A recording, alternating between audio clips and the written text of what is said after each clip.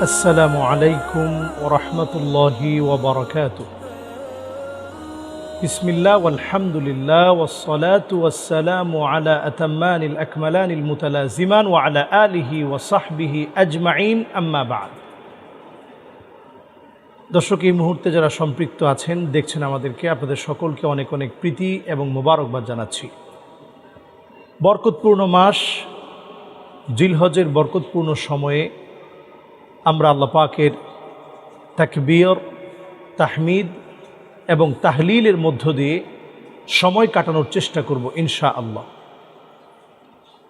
গুরুত্বপূর্ণ একটি বিষয় নিয়ে আজকে কথা বলতে চাচ্ছি, সেটি হচ্ছে আমরা যখন কোরবানি করতে চাই, আল্লাহর জন্য যখন আমরা কোরবানি করি, আল্লাহর জন্য কোরবানি করার ক্ষেত্রে আমরা জবাইয়ের জন্য আমাদের পশুকে যখন পশুটাকে শোয়ানো হয়, জবাইয়ের পূর্বে বিসমিল্লাহি আল্লাহু আকবার বলে আমরা জবাই করি। ওয়ালা তাকুলু মিম্মা লাম ইউযকার ইসমুল্লাহ,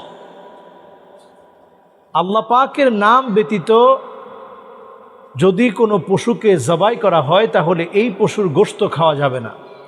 প্রত্যেকটা পশু জবাইয়ের ক্ষেত্রে আল্লাহ রাব্বুল আলামিনের নামটাকে উচ্চারণ করতে হবে, আল্লাহ পাকের নাম বলে এরপরে জবাই করতে হয়। আমরা এই জবাই করার ক্ষেত্রে আমরা অনেক সময় দোয়াটাকে ভুলে, দোয়াটার মধ্যে যে ওয়াও রয়েছে সেটাকে বাদ দিয়ে বিসমিল্লাহি আল্লাহু আকবার বলি। হাদিসের মধ্যে এসেছে বিসমিল্লাহি ওয়াল্লাহু আকবার। তিরমিজির বর্ণনা এসেছে, তিরমিজির হাদিস নাম্বার হচ্ছে নবী করিম সাল্লাল্লাহু আলাইহি ওয়াসাল্লাম থেকে বর্ণিত হাদিস। তিরমিজির মধ্যে এসেছে 1521 নম্বর হাদিস। নবী করিম সাল্লাল্লাহু আলাইহি ওয়াসাল্লাম বলছেন, জাবির বিন আব্দুল্লাহ রাদিয়াল্লাহু তাআলা আনহু একদিন নবী করিম সাল্লাল্লাহু আলাইহি ওয়াসাল্লামের সঙ্গে ছিলেন। আন জাবির বিন আব্দুল্লাহ قال شهدت مع النبي صلى الله عليه وسلم الأضحى بالمصلى, কোরবানির দিনে নবী করিম সাল্লাল্লাহু আলাইহি ওয়াসাল্লামের সঙ্গে আমি জাবির ছিলাম। فلما قضى خطبته نزل عن منبره فأتي بكبش فذبحه رسول الله صلى الله عليه وسلم بيده। নবী করিম সাল্লাল্লাহু আলাইহি ওয়াসাল্লাম যখন খুতবা শেষ করলেন, ঈদের নামাজ পড়িয়ে খুতবা শেষ করে যখন মিম্বার থেকে তিনি নেমে আসলেন, নেমে আসার পর তিনি যখন দুম্বা জবাই করবেন, সেই সময়ে নবী করিম সাল্লাল্লাহু আলাইহি ওয়াসাল্লাম নিজ হাতেই কিন্তু ওনার দুম্বাটাকে জবাই করেছিলেন। বিয়াদিহি হাদিসের মধ্যে এসেছে। ওয়াকালা বিসমিল্লাহি ওয়াল্লাহু আকবার। আপনি নিজে যদি সামর্থ্য আপনার না থাকে, সাহস না থাকে, আপনি অন্য কাউকে দিয়ে কোরবানি করাতে পারেন, তবে নিজে করাটাই হচ্ছে সুন্নাহ। নবী করিম সাল্লাল্লাহু আলাইহি ওয়াসাল্লাম নিজে তিনি জবাই করেছেন। জবাইয়ের সময় নবী করিম সাল্লাল্লাহু আলাইহি ওয়াসাল্লাম বলেছেন বিসমিল্লাহি ওয়াল্লাহু আকবার। হাদিসটি তিরমিজিতে এসেছে, হাদিসটি সহিহ সনদে বর্ণিত। এবং এরপরে নবী করিম সাল্লাল্লাহু আলাইহি ওয়াসাল্লাম বলেছেন হাযা আন্নি, এটি আমার পক্ষ থেকে, ওয়া আম্মান লাম ইউদাহি, এবং আমার লাম ইউদাহি মিন উম্মতি, আমার যে উম্মতেরা কোরবানি করতে পারলো না তাদের পক্ষ থেকেও আমি নবী কোরবানিটা দিয়ে দিলাম। নবীজি সাল্লাল্লাহু আলাইহি ওয়াসাল্লাম জবাইয়ের ক্ষেত্রে তিনি আমাদেরকে শিখিয়ে গেলেন বিসমিল্লাহি ওয়াল্লাহু আকবার।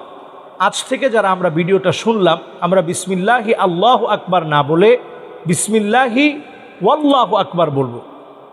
অন্যান্য হাদিসের মধ্যে আমরা দেখব যে আরও কিছু শব্দ সেখানে বৃদ্ধি করা হয়েছে, যেমন এটা বলা আল্লাহুম্মা ইন্না হাযা মিনকা ওয়া লাক, এটাও হাদিসের মধ্যে পাওয়া যায় যে আল্লাহ এটা আপনারই পক্ষ থেকে, এই কোরবানির পশু আপনি দিয়েছেন, কোরবানি দেওয়ার মতো সামর্থ্য দিয়েছেন, এটা আপনারই পক্ষ থেকে। আল্লাহুম্মা ইন্না হাযা মিনকা ওয়া লাক, এটাকে বৃদ্ধি করা যায়। আর এছাড়া যদি আমরা আল্লাহর নাম ব্যতি রেখে গায়রুল্লাহর নামে যদি আমরা জবাই করি, এ জাতীয় জবাই আল্লাহর পক্ষ থেকে লানত, লানাতুল্লাহ মান যাবাহা লিগাইরিল্লাহ, আল্লাহর নাম ব্যতি রেখে কোনো পীরের নামকে সামনে এনে এরপরে বিসমিল্লাহি আল্লাহু আকবার বলা, এটাও লানতের কারণ হবে।